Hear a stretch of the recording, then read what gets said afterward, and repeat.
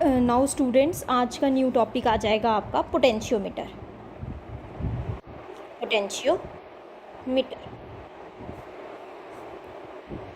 अब बात आती है पोटेंशियोमीटर क्या है। ये एक ऐसा डिवाइस है जो हमें हेल्प करता है डिटरमाइन करने के लिए potential difference. It is a device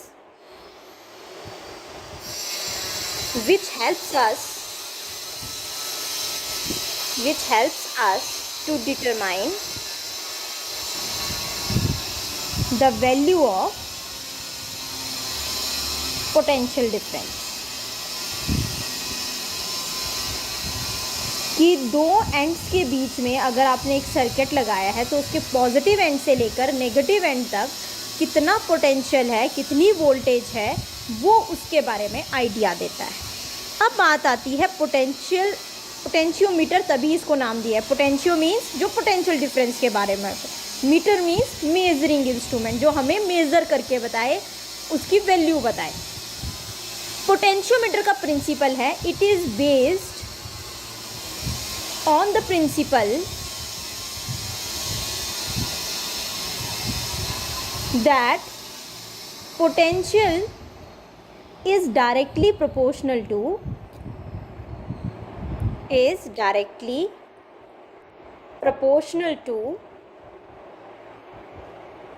length of wire used। ये बोलता है कि जो आपका वोल्टेज या पोटेंशियल है वो डायरेक्टली प्रोपोर्शनल टू एल आएगा। अब ये कहाँ से पता चला कि voltage is directly proportional to L है, वो अभी हम प्रूफ में करेंगे। पहले बात आती है पोटेंशियोमीटर देखने में कैसा है। जब आप फिज़िक्स लैब में जाओगे तो आपको कैसा पता चलेगा कि ये पोटेंशियोमीटर है।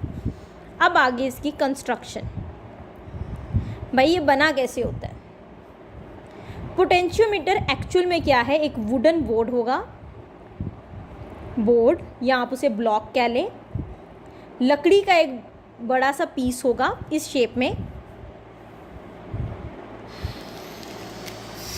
इस वुडन ब्लॉक के ऊपर एक स्केल बना होता है 1 मीटर लॉन्ग, 1 मीटर लंबा क्या होगा, स्केल होगा, जिसमें काउंटिंग लिखी होती है 1 यहाँ और यहाँ तक 100 मीन्स 100 मीटर का एक स्केल होगा।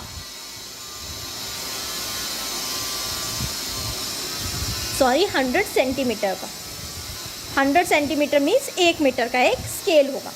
और इस स्केल पे नंबरिंग बोथ साइड से स्टार्ट की होगी। जैसे यहाँ से 1 2 3 सो ऑन टू 100 तक होगा, तो इधर से भी इसकी नंबरिंग होगी 1 2 3 सो ऑन टू 100 सेंटीमीटर।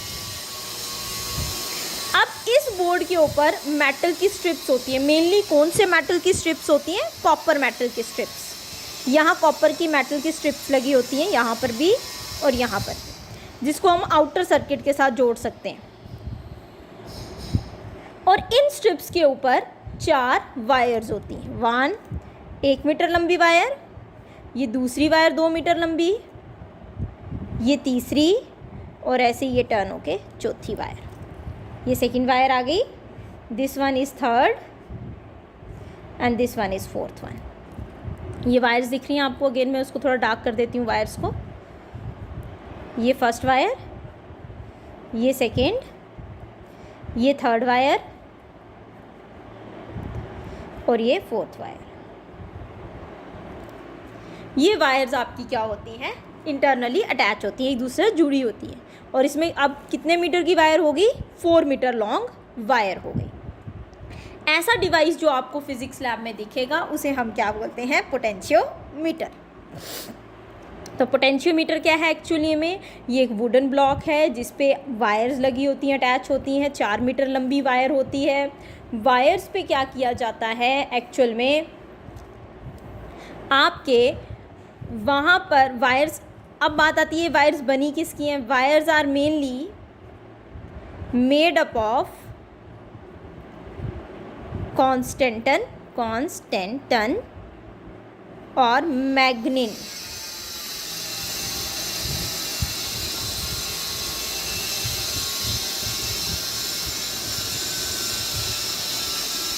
और मैग्नीन, ये क्या है, एलॉयज़ हैं। ये वायर्स किसकी बनी होती है, कॉन्स्टेंटन या फिर मैंगनीन की बनी होती है। अब बात आती है, अब हम प्रूव करेंगे why V is directly proportional to L. Voltage और लेंथ आपस में कैसे डायरेक्टली प्रोपोर्शनल है। अब प्रूफ की तरफ जाते हैं।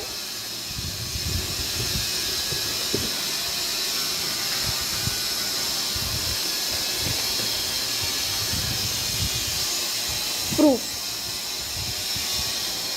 According to Ohm's law, Ohm's law बोलता है आपका V is equals to IR, equation first, and आपने पढ़ा है resistance is equals to rho L upon A। Therefore equation first becomes, इस R की वैल्यू यहाँ डाल देंगे तो आ जाएगा V is equals to I rho L upon A, keeping current constant, comma rho is constant for a given material. Rho क्या है? रेजिस्टिविटी। अब कांस्टेंटन वायर ही लगाइए, अब वायर तो बार बार चेंज नहीं कर सकते डिवाइस में, तो रो की वैल्यू वहाँ फिक्स्ड है। But is area, area is also constant. Area क्यों कांस्टेंट है? क्योंकि जो वायर है वो हम चेंज नहीं कर सकते एक्सपेरिमेंट के टाइम पर, जो वायर लगी है वो वही रहेगी, तो उसका एरिया भी क्या है? फिक्स्ड है। सो एरिया फिक्स्ड है, आपकी रेजिस्टिविटी फिक्स्ड है, करंट हम कांस्टेंट दे रहे हैं। अब जैसे जो आपका डिवाइस था, अब दोबारा डिवाइस की तरफ जाएं, ये हमारा डिवाइस था। इस डिवाइस में अगर मैं यहाँ बाहर से कोई सर्किट लगाती हूँ, ये बैटरी लगा दी, ये की लगा दी, अब जो मैं जब काम करूँगी इस बैटरी से जो करंट आएगी वो क्या होगी? फिक्स्ड होगी। तो हम मान के चलते हैं करंट फिक्स्ड है, area of the wire fixed है, और क्या फिक्स्ड है? आपका रेजिस्टिविटी फिक्स्ड है। अब ये सारी चीज़ें कांस्टेंट आ गई, तो हम यहाँ चलें। हमें पता है I कांस्टेंट है, रो कांस्टेंट है, A कांस्टेंट है, तो इसी इक्वेशन को लिख सकते हैं V is equals to constant into L। अब कांस्टेंट को हटाएं तो V is directly proportional to L। तो पता चल गया कि हमारा पोटेंशियोमीटर किस प्रिंसिपल पे बेस्ड है कि अगर हमारी करंट कांस्टेंट रहे, अगर पोटेंशियोमीटर में जो करंट फ्लो कर रही है वो क्या है? कांस्टेंट करंट है, देन आपका वोल्टेज जो होता है वो किस पे डिपेंड करता है? Length of the wire used. अब इसमें ये तो क्वेश्चन यहाँ कंप्लीट हो जाता है। अब इसके आगे जो एप्लीकेशंस हैं उनको पढ़ने के लिए याद रखिएगा, ये एक स्पेशल नोट है। नोट में एक पॉइंट आता है आपका क्या? Null point. एक पॉइंट आ जाता है नल पॉइंट। नल पॉइंट को बोलते हैं ज़ीरो डिफ्लेक्शन। एक आपका डिवाइस होगा गैल्वेनोमीटर। गैल्वेनोमीटर एक ऐसा डिवाइस है, एक ऐसा इंस्ट्रूमेंट है जो आपको रीडिंग देता है। जैसे आपने 9th-10th में लैब में अगर आप गए होंगे तो आपने एमीटर या वोल्ट मीटर देखा होगा, तो वैसा होता है। यहाँ लिखा होता है वोल्ट मीटर, और एक नीडल सी होती है, सुई सी होती है, जो पहले ज़ीरो पे होती है, फिर वो आगे जाती है, देखा है। बट गैल्वेनोमीटर में क्या होगा? उस पर जी जो लिखा होगा, जी इंडिकेट करता है गैल्वेनोमीटर है, इसकी नीडल सेंटर में होती है। इसकी नीडल सेंटर पे क्यों होती है? क्योंकि इसका ज़ीरो मार्क सेंटर पे है। अब नीडल राइट साइड भी मूव कर सकती है और लेफ्ट साइड भी, यहाँ भी वैल्यूज़ होंगी, राइट साइड में भी और लेफ्ट साइड में भी वैल्यूज़ होंगी। अब ये रीडिंग राइट में भी दे सकता है और रीडिंग लेफ्ट में भी दे सकता है। अब बात आती है रीडिंग राइट में दे लेफ्ट में दे, उससे कोई प्रॉब्लम नहीं आती। आप जिस मर्जी साइड रीडिंग दे गैल्वेनोमीटर, उस रीडिंग को एक्यूरेट माना जाता है, एग्जैक्ट माना जाता है। अब बात आती है कि रीडिंग राइट साइड या लेफ्ट साइड से मतलब नहीं है, अब हमें मतलब है नल पॉइंट से। नल पॉइंट क्या है? जैसे ही आप गैल्वेनोमीटर को किसी डिवाइस के साथ अटैच करते हो तो गैल्वेनोमीटर रीडिंग देने लगता है। या तो राइट साइड इसकी नीडल मूव कर जाएगी या तो लेफ्ट साइड इसकी नीडल मूव कर जाएगी। नल पॉइंट कहने का मतलब, आप जब उस रीडिंग को लेना शुरू करोगे तो आपके जो गैल्वेनोमीटर की नीडल है, जैसे ही वो ज़ीरो पे आती है तो रीडिंग लेना स्टॉप कर देना है। क्योंकि जब आप एक्सपेरिमेंट करते हो, रीडिंग कब लिखें? कोई एक पॉइंट होता है ना, जिस पॉइंट के बाद आप रीडिंग लेते हो। गैल्वेनोमीटर में रीडिंग तभी ली जाती है पोटेंशियोमीटर के केस में, जब आपके गैल्वेनोमीटर की नीडल कहाँ आ जाती है? ज़ीरो पे आ जाती है। जब गैल्वेनोमीटर की नीडल 0 पे आ जाएगी तो आप पोटेंशियोमीटर पे रीड करोगे कि भाई आपकी कितनी रीडिंग आ रही है। अब क्या करते हैं हम, इसमें एक और डिवाइस होता है दैट इज़ जॉकी, जिसे जे से डिनोट किया जाता है। जॉकी एक्चुअल में क्या है, it is a pen like structure. ये एक पेन की तरह होता है, जैसे ये मेरा पेन है, ये पेन की तरह होता है। इसको पीछे से वायर के साथ अटैच किया जाता है और जो ये पेन होता है, इस पेन को मूव किया जाता है, चलाया जाता है किसके ऊपर, पोटेंशियोमीटर की वायर्स के ऊपर। कौन सी वायर्स, जो आपकी मैंगनीन या फिर कॉन्स्टेंटन की बनी थी, उन वायर्स के ऊपर इस जॉकी के पेन को क्या किया जाता है, स्लाइड किया जाता है, चलाया जाता है।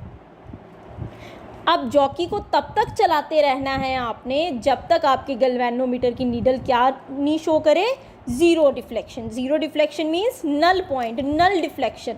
नल डिफ्लेक्शन मीन्स जब गैल्वेनोमीटर की रीडिंग क्या आ जाए, ज़ीरो आ जाए। अब ज़रा इसका एक एप्लीकेशन पढ़ते हैं। First one is application of potentiometer.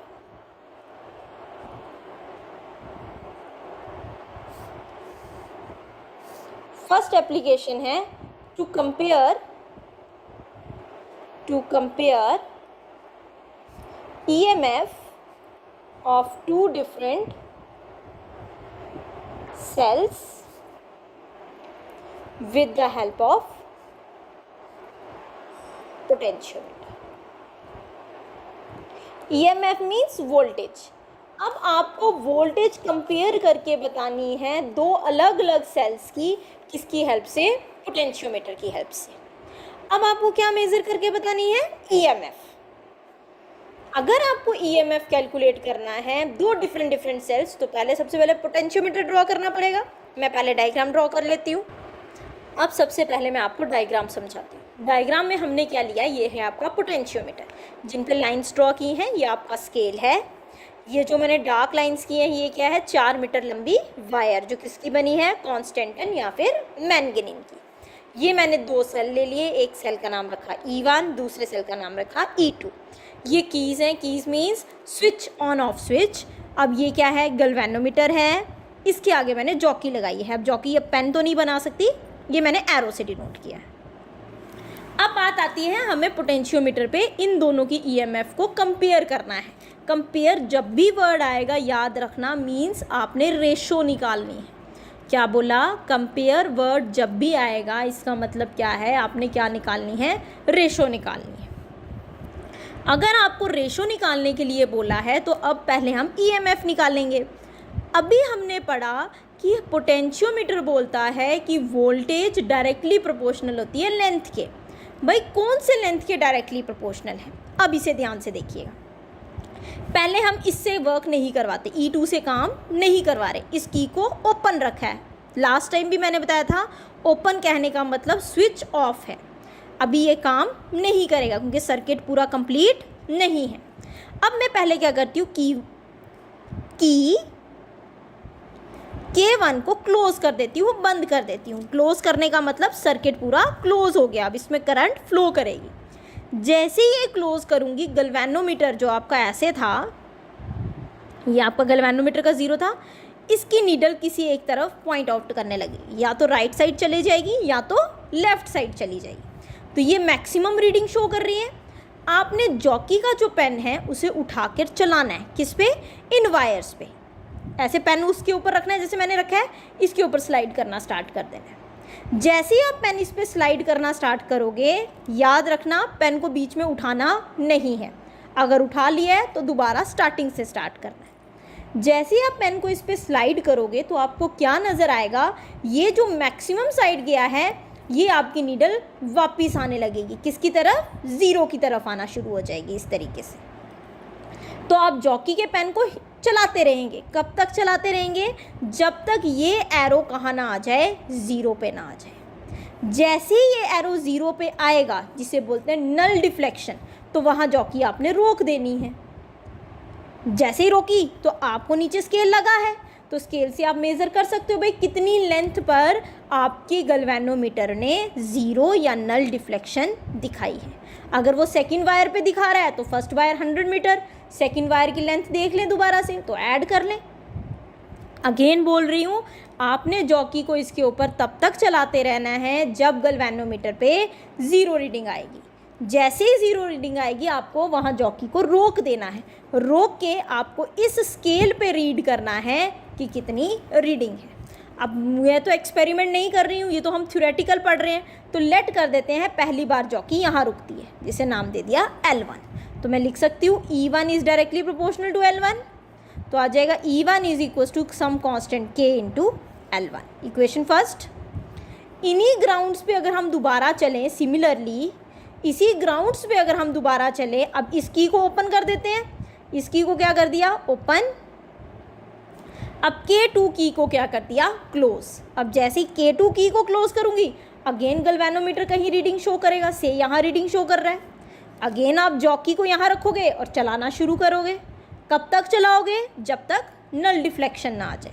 मान लेते हैं वो नल डिफ्लेक्शन कहाँ आती है, किसी लेंथ L2 पे, तो अब ले इसी को लिख सकते हैं E2 is equal to K times L2।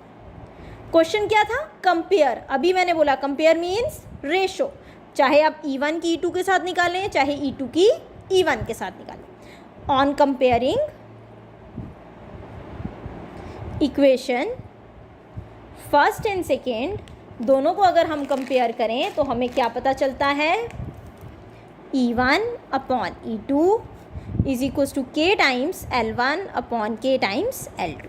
K and K cancel, क्योंकि सेम कांस्टेंट लगाए होंगे आपने, तो आ जाएगा E1 upon E2 is equals to L1 upon L2। इस तरीके से आप डिफरेंट सेल्स की EMF को क्या कर सकते हैं, कंपेयर कर सकते हैं। अब आते हैं हम इसकी सेकंड एप्लीकेशन पे। नेक्स्ट एप्लीकेशन क्या है इसकी, to calculate the internal resistance of a cell with the help of potentiometer.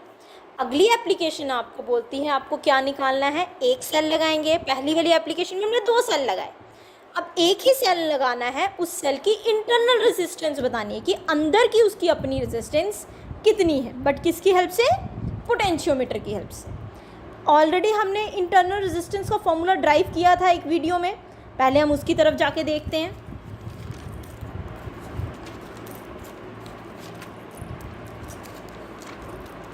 ये फॉर्मूला था internal resistance of the cell का, देख लीजिए यही क्वेश्चन था। Determination of internal resistance of a cell, इसका आंसर हमने निकाला था। क्या आंसर निकाला था हमने, that is small r is equals to capital R E upon V minus 1। इस फॉर्मूले को जब किया था तब भी आपको बोलता है ये फॉर्मूला यूज़ होगा आगे, हम यही फॉर्मूला यूज़ करेंगे, small r is equals to capital R E upon V minus 1। आज मैं पहले यही फॉर्मूला लिख देती हूँ।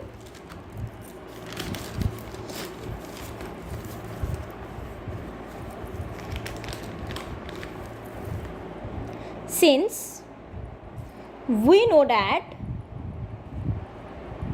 क्या पता है हमें, small r is equals to E upon V minus 1 into R। कहाँ से आया, अभी मैंने आपको दिखा दिया नोटबुक पे। अब इस फॉर्मूले से हमें बताना है कि आपकी इंटरनल रेजिस्टेंस का फॉर्मूला निकालो। What is R, outer resistance, what is E, EMF, what is V, voltage. अब हम E और V की वैल्यू निकालेंगे किसकी हेल्प से, पोटेंशियोमीटर की हेल्प से। अब वो कैसे निकालेंगे देखें, डायग्राम पहले, डायग्राम में ये हमने ले लिया पोटेंशियोमीटर, ये आ गया इसका स्केल 1 मीटर लंबा मीन्स 100 सेंटीमीटर। अब इस पे होंगी 4 मीटर लॉन्ग वायर, एक ये 1 मीटर वो हो गई, देन ये 2 मीटर हो गई, देन ये 3 मीटर हो गई, देन दिस वन 4 मीटर, ये 4 मीटर वायर लंबी हो गई। अब इसमें आप क्या करेंगे, पहले ये जॉकी आ गई, ये आपका गैल्वेनोमीटर आ गया, ये आपकी एक की आ गई K1, इसके साथ पहले एक बैटरी लगाएंगे, ये एक सेल लगा लें। इस सेल को क्या करेंगे, अगेन वही सेम चीज़, आप जॉकी को जैसे इस की को बंद करेंगे, क्लोज करेंगे K1 को, तो सर्किट कंप्लीट हो गया। जॉकी को चलाना स्टार्ट करेंगे, कब तक, जब तक गैल्वेनोमीटर में 0 रीडिंग ना आ जाए।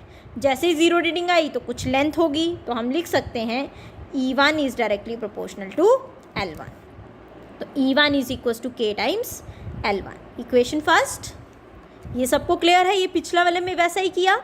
अब हमें V की वैल्यू निकालनी है। वोल्टेज की वैल्यू निकालने के लिए इस बाहर वाले सर्किट पे हम पैरेलल में एक क्या लगाएंगे, shunt. What is shunt? Shunt is a resistance box. अब ये शंट क्या है डिटेल में पढ़ेंगे नेक्स्ट यूनिट, जो मैग्नेटिज्म आएगा उसमें हम डिटेल में पढ़ेंगे। अभी आप सिर्फ यहाँ ये याद रखिए कि हम यहाँ क्या लगाएंगे, एक शंट बॉक्स लगाएंगे। शंट बॉक्स को भी एक की के साथ अटैच किया होगा K2, और जो गैल्वेनोमीटर के साथ अटैच है। पहले हमने इसकी रीडिंग ली, अब इस की को ओपन कर देंगे। ओपन करने का मतलब सर्किट यहाँ से खुला छोड़ दिया। फिर हम K2 को क्लोज करेंगे। जैसे ही ये बंद करेंगे अगेन जॉकी को स्लाइड करेंगे। कब तक? जब तक ज़ीरो डिफ्लेक्शन ना आए, तब हमें मिलेगी वोल्टेज की वैल्यू। तो voltage is directly proportional to कुछ लेंथ L2 आ जाएगी, तो V is equal to K times L2। Equation second, ये आपकी इक्वेशन A थी। अब देखते हैं इक्वेशन A क्या बनती है। देयरफॉर इक्वेशन A बिकम्स, आपकी A इक्वेशन क्या बन जाएगी, small r is equals to, E की जगह लिख सकते हैं K L1, V की जगह लिख सकते हैं K L2, -1 वैसे ही, R का R वैसे ही, K and K cancel out, small r is equals to L1 upon L2 -1 into R। अगर आप एक्सपेरिमेंट कर रहे होंगे फिजिक्स लैब में तो कैपिटल R आपको नोन होगा। L1 एंड L2 आप यहाँ से डिटरमाइन कर लेंगे एक्सपेरिमेंट से, तो आपकी इंटरनल रेजिस्टेंस निकल जाएगी इस पर्टिकुलर सेल की। क्लियर है अब आपको? नेक्स्ट टॉपिक जो आपका है वो मोस्ट इम्पॉर्टेंट टॉपिक है स्टेट बोर्ड के हिसाब से, और CBSE के लिए वो टॉपिक आपको मैक्सिमम न्यूमेरिकल प्रैक्टिस के लिए यूज़ होगा। जो आपके NCERT के न्यूमेरिकल्स हैं उनमें यूज़ होगा। अब आपका नेक्स्ट टॉपिक आ जाता है व्हीटस्टोन ब्रिज। व्हीटस्टोन ब्रिज हमें बोलता है कि हम यहाँ कितनी रेजिस्टेंसेस होंगी, 4। ये जो मैंने ऐसे ऐसे बनाए हैं ये क्या है, रेजिस्टेंसेस। अगर 4 रेजिस्टेंसेस हैं जो एक बैलेंस्ड पोजीशन पे आते हैं, बैलेंस्ड पोजीशन मीन्स जब गैल्वेनोमीटर क्या रीडिंग शो करेगा, 0 रीडिंग, तब हम बोलते हैं गैल्वेनोमीटर बैलेंस्ड है। याद रखिएगा, नल डिफ्लेक्शन को गैल्वेनोमीटर का क्या बोलते हैं, बैलेंस्ड पोजीशन बोलते हैं। व्हीटस्टोन ब्रिज बोलता है जब गैल्वेनोमीटर बैलेंस्ड पोजीशन पे आता है, मेन रेजिस्टेंसेस के नाम दे देती हूँ, R1, R2, R3, R4। जब गैल्वेनोमीटर आपका बैलेंस्ड पोजीशन पे होगा then R1 upon R2 is equals to R3 upon R4 होगा। ये व्हीटस्टोन ब्रिज बोलता है। व्हीटस्टोन ब्रिज बोलता है जब गैल्वेनोमीटर क्या होगा, बैलेंस्ड पोजीशन पे। बैलेंस्ड पोजीशन कहने का मतलब इसमें से कोई भी करंट तब पास नहीं हो रही होगी, मीन्स तब गैल्वेनोमीटर की रीडिंग क्या होगी, 0। अगर गैल्वेनोमीटर की रीडिंग जब 0 होगी तो इन 4 रेजिस्टेंस की रेशो आपस में हमेशा इक्वल होती है, मीन्स R1 अपॉन R2, एक ब्रिज के इस तरफ एक ब्रिज के उस तरफ। ब्रिज मीन्स ये ब्रिज का काम कर रहा है गैल्वेनोमीटर, तो देन R1 अपॉन R2 किसके बराबर होगा, R3 अपॉन R4 के। अब हम इस चीज़ को प्रूफ करेंगे। प्रूफ करने के लिए पहले आप डायग्राम की तरफ देखें। डायग्राम में हमने 4 रेजिस्टेंसेस ली हैं, R1, R2, R3 and R4। ये ए पोजीशन लिया है, इस पॉइंट को B बोला है, इसको C बोला है और इसे D बोला है। मान लेते हैं बैटरी के पॉजिटिव टर्मिनल से कितनी current I, I current A point पर आके क्या हो जाएगी, टूट जाएगी। उसके 2 हिस्से हो जाएंगे, कुछ इधर चला जाएगा इसका हिस्सा, कुछ इधर चला जाएगा। मान लेते हैं इधर I1 हिस्सा चला गया, तो इधर कितना हिस्सा गया होगा उस करंट का, I माइनस I1। अब इसको समझने के लिए मान लो ये 5 एम्पेयर करंट थी, 5 में से 2 एम्पेयर करंट यहाँ चली गई, तो यहाँ कितनी गई, 3 एम्पेयर्स। कैसे पता चला, आपने टोटल करंट में से ये वाली करंट माइनस कर ली, तो वही करंट यहाँ गई होगी। सेम मैंने वैसे ही किया, यहाँ I करंट थी, इस पॉइंट पर आके इसका कुछ I1 हिस्सा यहाँ चला गया, तो यहाँ कितना बच गया, I माइनस I1। अब जैसे ही I1 करंट B पोजीशन पे पहुँचेगी, अगेन वो 2 हिस्सों में टूट जाएगी, जो एक कुछ इधर जाएगी और कुछ इस हिस्से में जाएगी। तो I1 करंट का कुछ हिस्सा, जिसे मैं नाम दे रही हूँ IG, वो यहाँ चला गया, तो पीछे कितना बचा, I1 माइनस IG। ये समझ आ गया अब आपको। I1 करंट जैसे ही यहाँ पहुँची अगेन वो दो हिस्सों में टूट जाएगी। मैंने बोला उसका कुछ हिस्सा, जिसको मैंने बोला करंट इन गैल्वेनोमीटर, वो यहाँ चले गई, तो यहाँ कितनी बच गया, इसमें से ये माइनस करूँगी तो वो हिस्सा यहाँ पहुँच गया होगा। यहाँ ऊपर से यहाँ तक आएगी IG करंट और यहाँ से यहाँ तक आएगी I माइनस I1। ये यहाँ से पहुँचेगी और ये यहाँ पहुँचेगी, दोनों मिलकर यहाँ चलेंगी, तो क्या हो जाएगा I minus I1 plus IG। ये समझ आ गया। अब C पोजीशन पे ऊपर से भी करंट आ रही है और यहाँ से भी करंट आ रही है, दोनों ऐड होके यहाँ जाएंगी। देखते हैं वो I होती है कि नहीं होती है, चेक करते हैं। ऊपर से आ रही है I1 माइनस IG, प्लस करेंगे उसमें ये वाली करंट, तो क्या थी plus I minus I1 plus IG, ये प्लस IG, ये minus IG, plus I1 minus I1, तो कितनी बच गई I।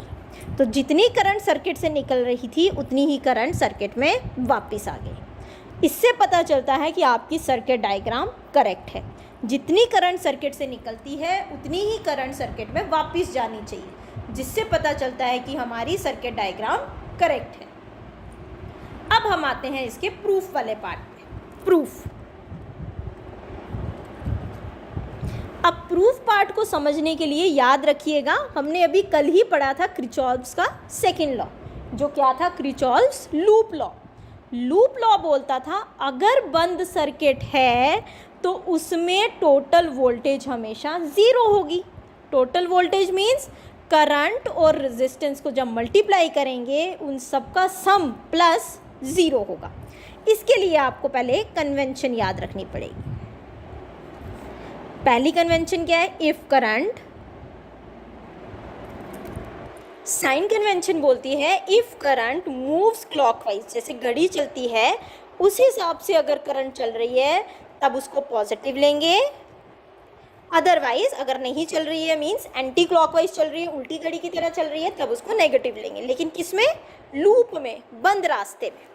अब पहला हम लूप लेते हैं, इन लूप ABDA, लूप का बेटा नाम जहाँ से स्टार्ट करोगे वहीं ख़त्म करना है। मैंने A से स्टार्ट किया, ABDA, ये लूप लिया, दिखा मेरा लूप एरो से। अब इस लूप में बात करते हैं according to KCL।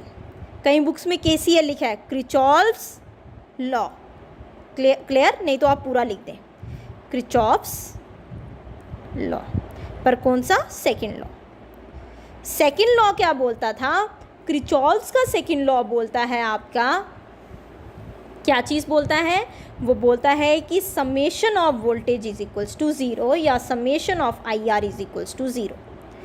Total voltage zero होगी या वोल्टेज को IR लिखते हैं वो भी ज़ीरो होगी। अभी हमने पढ़ा करंट अगर घड़ी की तरह चले तो पॉजिटिव लेनी है। पहले हम इस बाजू की बात करते हैं, इसे क्या बोलते हैं, आर्म।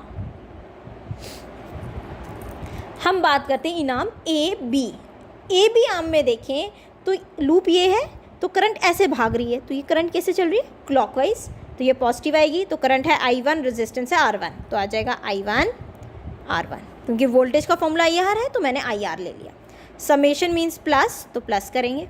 अगले वाला आर्म आ गई आपकी BD आर्म में देख, क्योंकि हमें अभी सिर्फ इस लूप से मतलब है, ये वाली साइड से मतलब नहीं है, तो BD में चलेंगे। ऐसे जा रहा है सर्किट, तो मीन्स करंट अभी भी क्लॉकवाइज है, तो क्या है करंट IG, और गैल्वेनोमीटर की रेजिस्टेंस में G से नाम देती हूँ, तो आ गया G प्लस। अब आर्म बच गई AD में करंट ऐसे जा रही है, तो ऐसे जा रही है मीन्स एंटी क्लॉकवाइज, तो करंट आ जाएगी I माइनस I1, रेजिस्टेंस है R3, इक्वल्स टू ज़ीरो। इसी को मैं ओपन कर सकती हूँ, I1 R1 plus IGG plus IR3 minus I1 R3 is equals to zero. ये तो आपको क्लियर हुआ होगा, मैंने सिर्फ ये वाली ब्रैकेट ओपन की है। This is your equation first. अब हम लगाते हैं इन लूप BCDB, दिख रहा है आपको ये लूप, इस लूप में लगाते हैं। इस लूप की बात करें, अब पहले हम आर्म की बात करते हैं BC, तो करंट नीचे की तरफ आ रही है, तो घड़ी भी इसी तरीके से चलती है, तो करंट पॉजिटिव होगी। I1 minus IG current, resistance आ गया R2 प्लस। अब हम बात करते हैं डीसी में। करंट ऊपर की तरफ जा रही है, ये देखो एरो दिखाया है, करंट ऊपर जा रही है तो माइनस आएगा, तो minus I minus I1 plus IG into R4, ऐसे ही आएगा। अब रहेगी ये वाला, इसमें भी करंट अगर इस लूप में ऐसे चल रहे हैं सर्कल में तो ये ऊपर को जा रही है, तो ये भी एंटी क्लॉकवाइज है, तो आ जाएगा minus IG into G equals to 0। ये तो समझ आया, इक्वल्स टू 0 ये लॉ का लगाया है। अब इसी में भी मैं क्या करूँगी, ब्रैकेट ओपन कर देती हूँ। ब्रैकेट ओपन करूँगी तो आ जाएगा I1 R2 minus IG R2 minus I R4 plus into minus is minus I R4, minus into minus is plus I1 R4 minus IG R4 minus IgG equals to 0। Equation second. ये clear हो गया। But Wheatstone bridge ये चीज़ कब prove करके बताता है, जब galvanometer क्या शो करेगा, when galvanometer shows null deflection. Null deflection कहने का मतलब डैट इज गैल्वेनोमीटर की करंट 0 होगी। तो पहले ये कंडीशन लगाएंगे तभी तो ये प्रूफ होगा। अब हम वही कंडीशन लगाते हैं।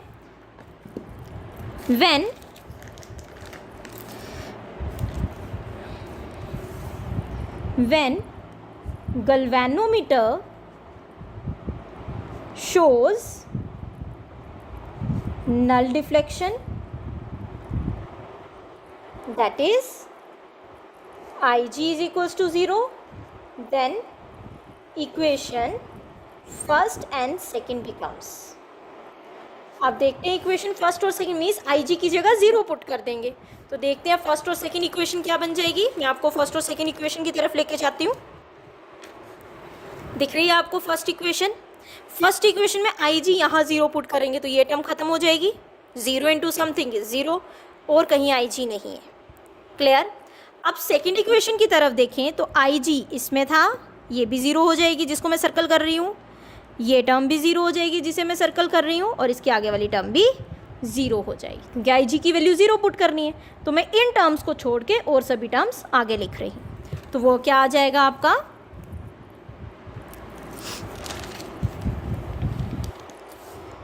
I1 R1 plus IR3 minus I1 R3 equals to 0। अब इसे मैं थर्ड मान लेती हूँ। Then I1 R2 minus IR4 plus I1 R4 is equals to 0। इसे इक्वेशन फोर्थ मान लेते हैं। ये इक्वेशंस मैंने कहाँ से लिखी, आपकी इक्वेशन फर्स्ट और सेकंड में IG की वैल्यू 0 पुट कर ली। अब देखिए थर्ड